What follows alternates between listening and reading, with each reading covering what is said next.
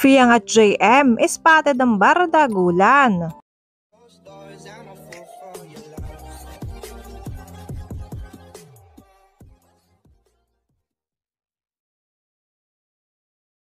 Hay nako, sa wakas mga ka-DJ, nagkaroon ulit ng JM Fiang moments ngayong gabi lang. Pinagsama na nga mga ka-DJ ni Kuya ang adults at teens. At pabor naman to mga ka-DJ sa mga housemates dahil miss na nila ang isa't isa. Especially tong JM Fiang mga ka-DJ. Iba talaga mga ka-DJ yung titigan ni JM kay Fiang. Haltang miss na niya ito. Mainit. Huwag kang magreklamo. Wala kang paki kung kain ako ng kain.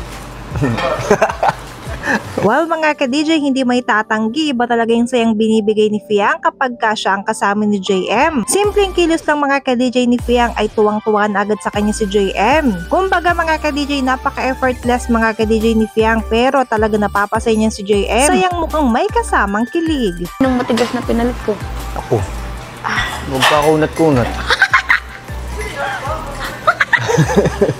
Ang liit pati. Tapos ta. Ang bet. Ang pantigas.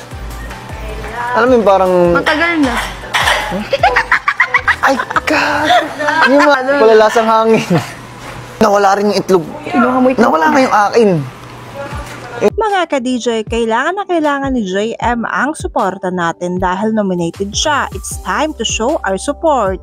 Narito ang step by step para ma-save siya. Don't forget to save JM.